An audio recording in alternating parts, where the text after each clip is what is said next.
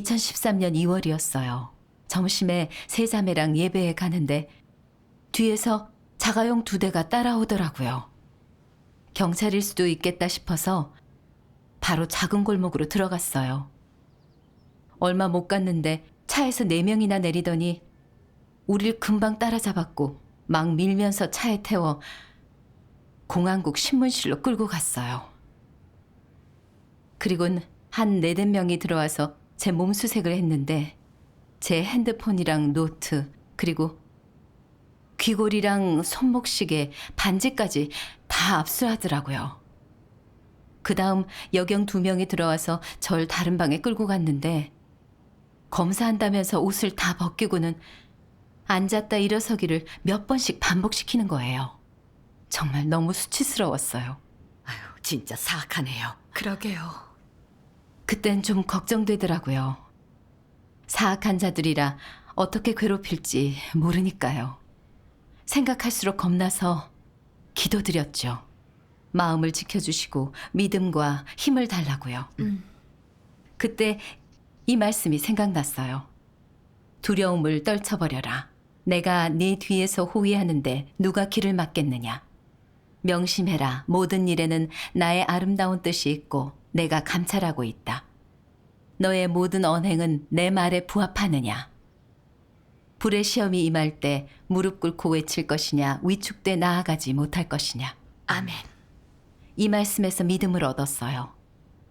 하나님이 다 주관하시고 경찰도 하나님께 달렸고 제 방패가 되시니 두려울 게 없더라고요. 그렇죠. 그래서 경찰이 어떻게 신문하든 고문하든 하나님과 형제자매를 배반 않기로 했죠. 아멘. 수색한 다음엔 호랑이 의자에다 묶어놓고 신문했어요. 이름이 뭐고 집은 어디야? 언제부터 믿었어? 말해. 전 말 안 했죠. 계속 묻더군요. 당신이 교회 리더지? 교회 돈은 어디 뒀어? 말을 안 하니 거칠게 욕하면서 나가더라고요. 그럼 계속 호랑이 의자에 앉아 계신 거예요? 네. 다음 날 점심때까지 묶여 있었으니까 20시간 넘게 있었는데 발이 부어서 감각이 없더라고요. 그때 한 경찰이 들어와서 그러더라고요. 내가 왜 이제 신문하러 왔는지 아나? 처음엔 이해를 못했죠. 왜 나한테 이렇게 물어보나 했는데 좀 지나니 경찰 3명이 제 남편을 붙잡고 있더라고요. 보니까 우리 집까지 수색한 거였고 남편까지 잡아온 거였죠. 밤 9시쯤 경찰은 저랑 남편 같이 잡힌 3자매까지 구치소로 압송했어요. 그때 한 명이 그랬어요. 잘 생각해봐. 애들도 아직 어린데 집에 챙겨줄 사람이 없어서 되겠나?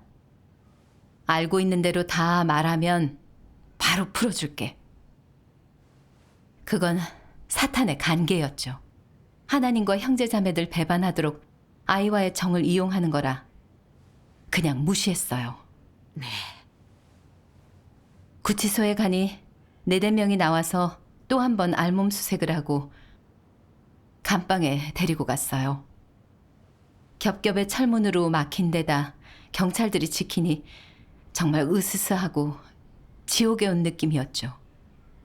방에 들어가니 역한 화장실 냄새가 났어요. 잠은 습한 시멘트 바닥에서 자야 했고 얇은 이불 한 장씩만 주더라고요. 또 머리맡엔 양변기가 있어 먹고 싸고를 방에서 다 했어요. 이틀간 수갑 찬 채 갇혀 있다 보니 감기에 걸렸어요.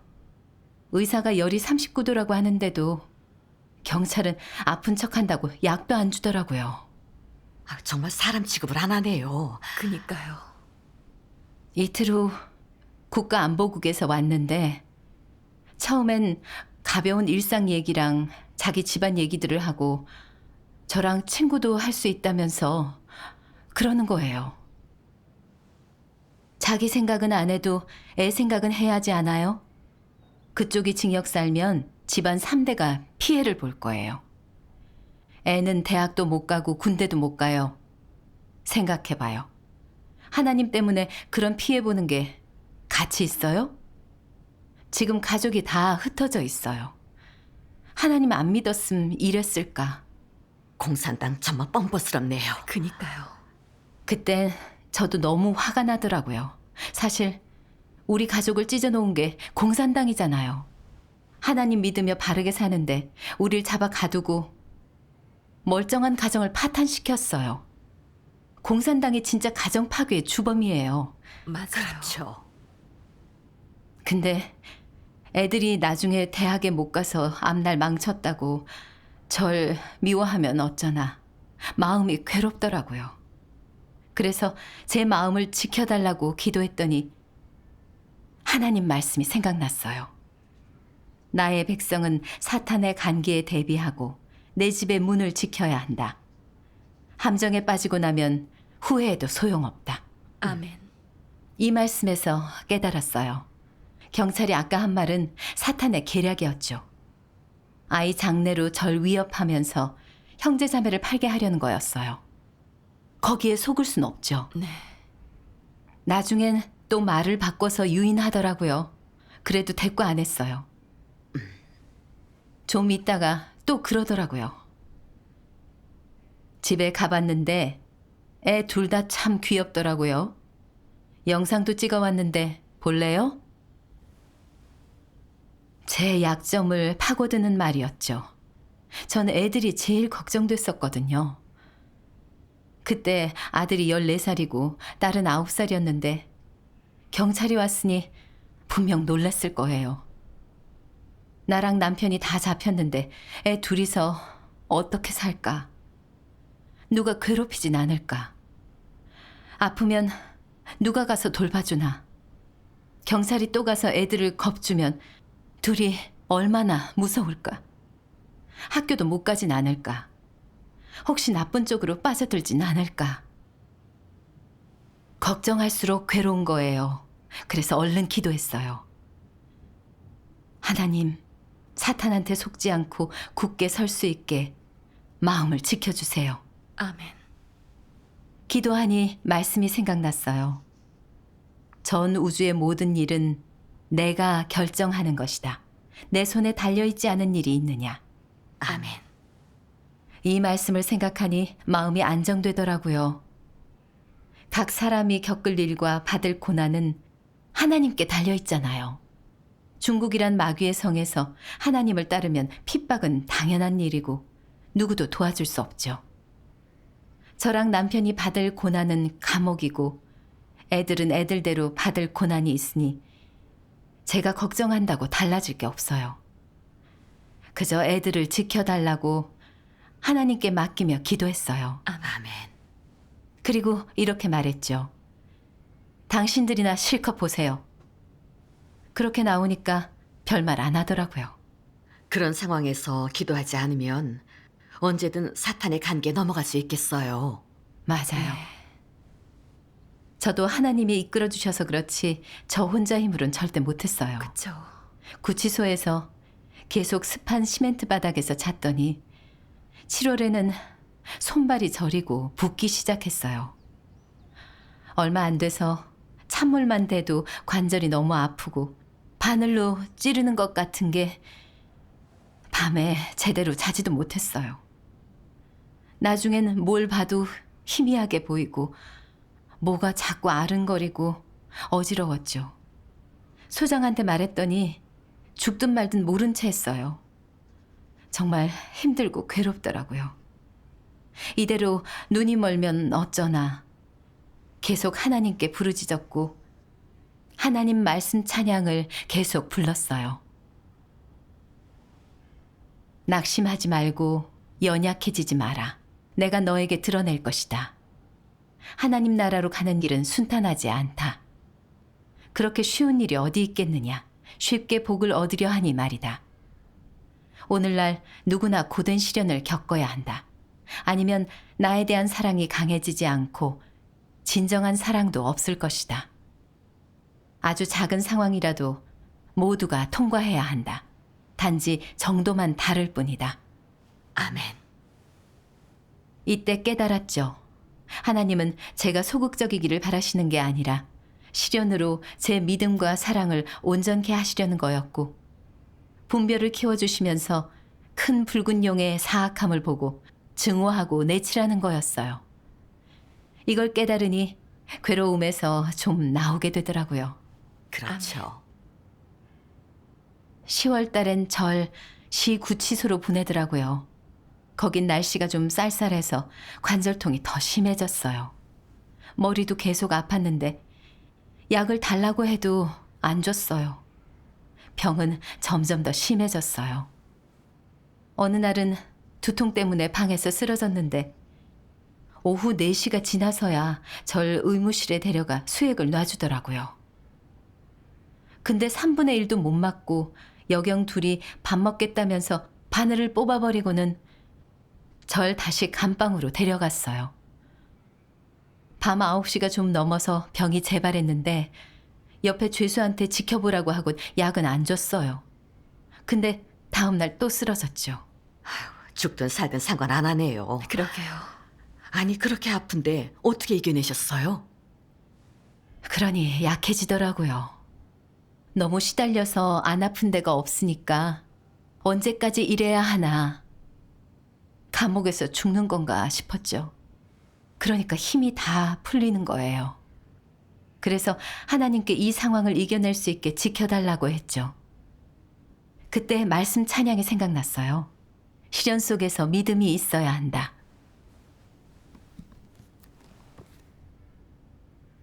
시련을 겪는 과정에서 사람이 연약해지거나 내적으로 소극적이 되거나 하나님의 뜻을 알지 못하거나 실행할 길을 잘 모르는 것은 다 정상이다. 하지만 결론적으로 너는 하나님의 사역에 대해 믿음이 있어야 하고 욥처럼 하나님을 부인하지 말아야 한다. 욥이 비록 연약하여 자기 생일을 저주했지만 그는 사람이 태어나서 가지게 된 모든 것을 주신 이도 그것을 거두어 가시는 이도 여호와임을 부인하지 않았다. 어떤 시련을 겪든 그의 그런 생각에는 변함이 없었다. 내가 체험하는 중에 하나님의 말씀에서 어떤 연단을 받든 결국 하나님이 바라는 것은 사람의 믿음과 하나님을 사랑하는 마음이다. 그가 그렇게 사역함으로써 온전케 하는 것은 사람의 믿음과 사랑, 의지다. 하나님이 사람을 온전케 하는 사역을 할 때 사람은 느낄 수도 볼 수도 없는데 그런 상황에서는 너의 믿음이 필요하다. 사람의 육안으로 볼 수 없는 일에서 사람의 믿음이 필요하고 내가 관념을 내려놓지 못할 때 너의 믿음이 필요하며 내가 하나님의 사역에 대해 모를 때 너의 믿음이 필요하다. 너는 이러한 주관을 갖고 굳게 서야 한다. 욥이 이 수준에 이르렀을 때 하나님이 그에게 나타나 말씀했다. 다시 말해 내가 믿음 안에 있어야만 하나님을 볼 수 있고 하나님이 너를 온전케 하는 것이다. 아멘. 아멘. 이 말씀에서 깨달았어요. 이 병을 허락하신 건 믿음을 온전케 하시려는 거고 또 하나님의 축복이었어요. 그렇죠. 욥이 시련받았을 때 몸에 악창이 나서 고통스러워했잖아요. 기와 조각으로 몸을 긁으면서도 하나님을 원망하지 않았고 마지막에는 믿음으로 굳게 섰어요. 그래서 저도 믿음으로 겪기로 했어요. 아멘.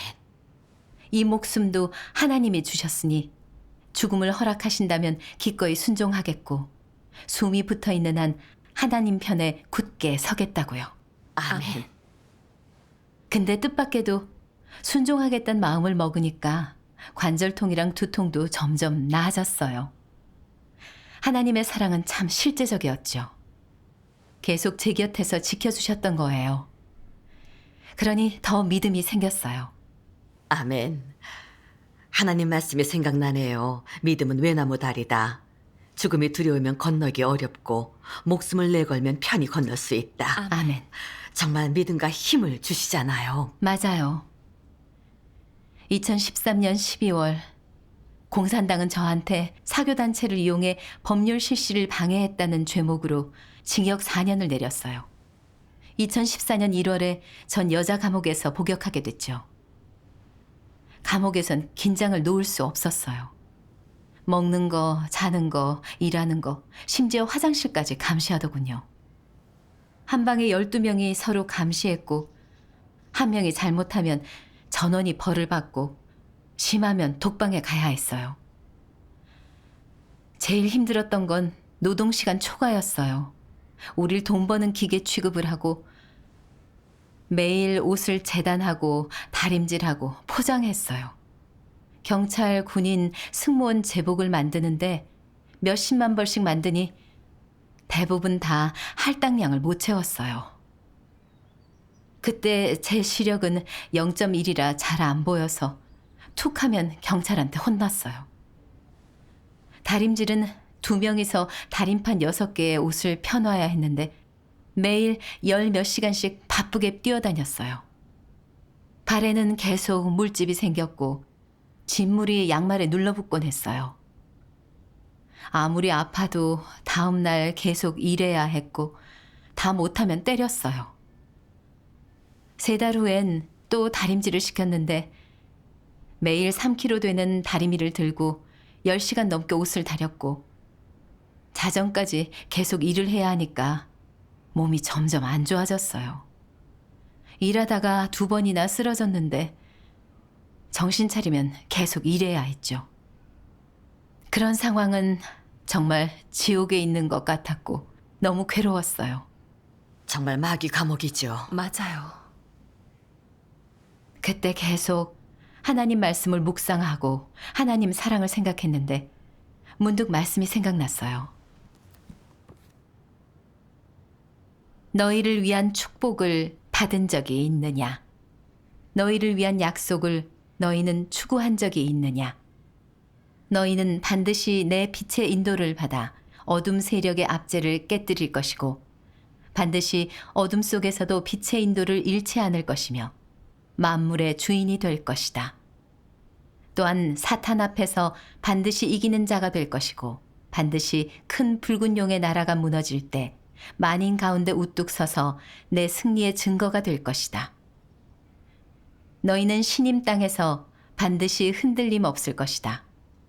받은 고난으로 인해 내가 주는 복을 받을 것이며 반드시 온 우주 아래에서 나의 영광이 빛나게 할 것이다. 아멘. 이 말씀에서 깨달았어요. 이기는 자는 환난에서 나오는 자고 어떤 고초와 환난을 겪든 하나님께 순종하고 충성하는 자였죠.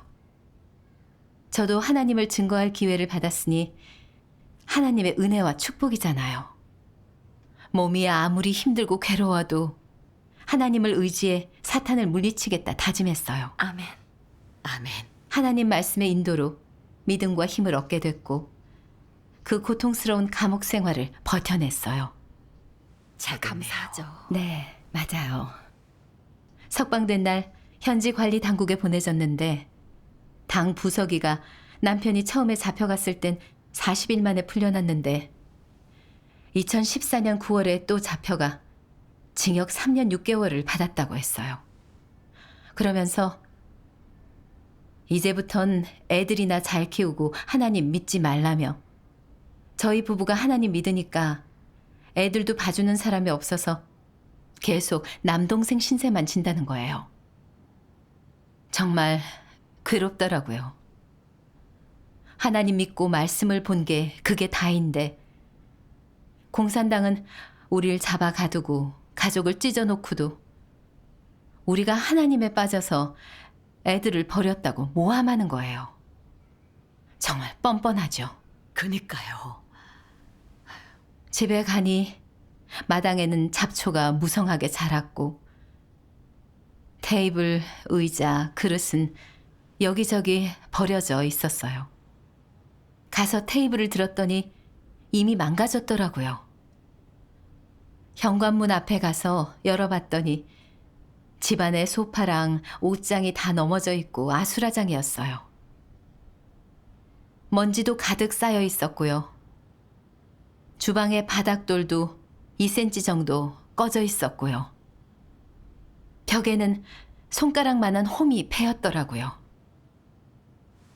그때 그런 걸 보니까 마음이 너무 괴로워 저도 모르게 눈물이 났어요. 그리고 아들을 만났을 때 그동안 어떻게 지냈냐고 물어보니까 울먹이면서 그러더군요.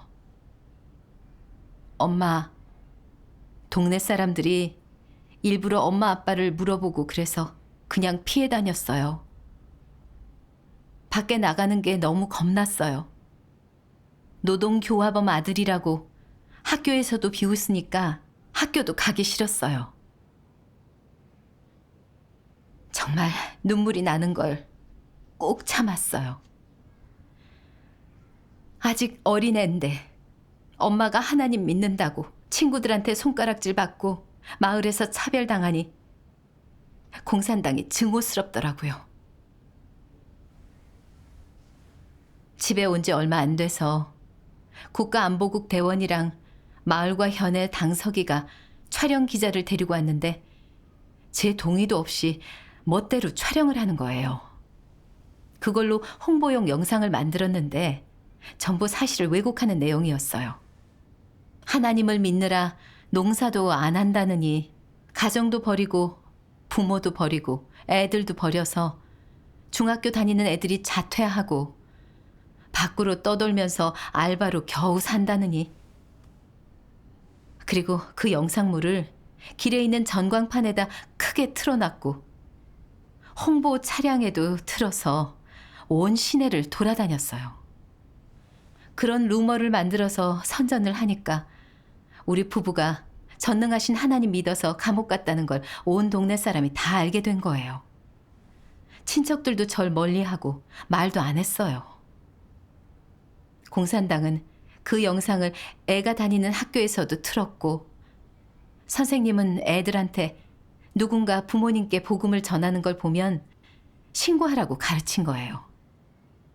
딸애가 노동교화범 딸이라고 놀림당했다고 울면서 오더라고요. 학교 안 간다고 집에서 사흘이나 울었어요. 원래 말도 잘하고 잘 웃고 활발했었는데 이젠 말도 줄고 내성적으로 변한 거예요. 아들도 우울해 있고요.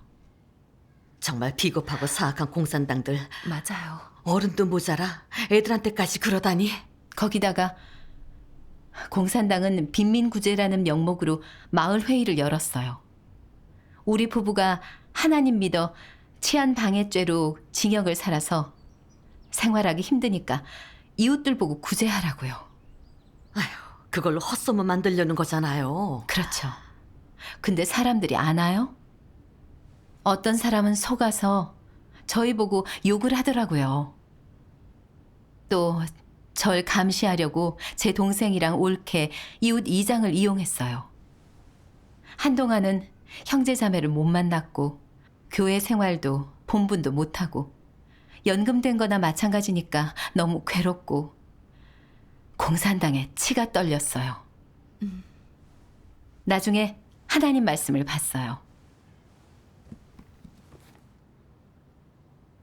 수천 년간 이어진 불결의 땅은 못 봐줄 정도로 더럽고 참상이 난무해 있다. 곳곳에서 유령이 횡포와 협잡을 일삼고 사시이비하고 악랄한 수법으로 이 마귀의 성을 짓밟아 시체가 즐비하고 썩은 내가 온 땅의 상공을 뒤덮게 했다. 게다가 경계가 삼엄하니 누가 바깥 세상을 볼 수 있겠느냐. 마귀는 사람의 온몸을 꽁꽁 묶어 놓았고 사람의 두 눈을 다 가렸으며 입을 단단히 막아버렸다. 수천 년 동안 횡행한 이 마왕이 오늘날에도 마귀의 성을 이토록 빈틈없이 감시하고 있으니 마치 난공불락의 마귀 궁전 같다. 이 집 지키는 개들은 눈을 부릅뜨고 있는데 하나님이 빈틈을 노려 일망타진하면 안락의 땅을 잃을까 두려운 것이다. 이런 마귀의 성에 사는 사람들이 어떻게 하나님을 볼 수 있었겠느냐? 하나님의 친절함과 사랑스러움을 어디에서 누려봤겠느냐? 인간 세상의 일을 어찌 알겠느냐? 하나님의 절박한 마음을 누가 이해할 수 있겠느냐? 그러니 하나님의 성육신도 매우 은밀했다. 이처럼 어두운 사회에서는 마귀가 잔인무도하다. 잔인한 살인 마왕이 어찌 선량하며 거룩한 하나님의 존재를 용납하겠느냐? 어찌 하나님의 강림을 반기겠느냐? 그 개 같은 노예들. 은혜를 원수로 갚으며 하나님은 이미 안중에 없었다. 하나님을 학대하고 극히 잔인하게 굴며 하나님을 전혀 안중에 두지 않았다. 횡포와 약탈로 악행을 쌓고 양심을 버리고 무고한 인류를 유혹해 혼미에 빠뜨렸다. 고대의 계승자니 경애하는 지도자니 하는 것들은 다 하나님을 대적하는 것들이다. 세상을 농락해 어둠으로 밀어넣었다. 무슨 종교와 신앙의 자유니 국민의 합법적인 권익이라는 것은 다 죄악을 덮으려는 수단이다. 아멘. 아멘. 핍박을 겪으면서 공산당은 하나님을 대적하는 악마란 걸 알게 됐고 그걸 보고 완전히 결렬하게 됐어요. 아멘. 그리고 하나님의 사랑도 보게 됐죠. 사탄이 절 괴롭힐 때 하나님은 말씀으로 믿음과 힘을 주셨고 아멘. 한 걸음씩 이끌어 주셨거든요. 아멘. 또 말씀의 권병과 위력을 느끼면서 믿음을 더 갖게 됐어요. 이런 걸 얻게 된 건 하나님의 사랑과 축복이에요. 하나님께 감사드려요. 아멘. 저도 믿음이 생기네요.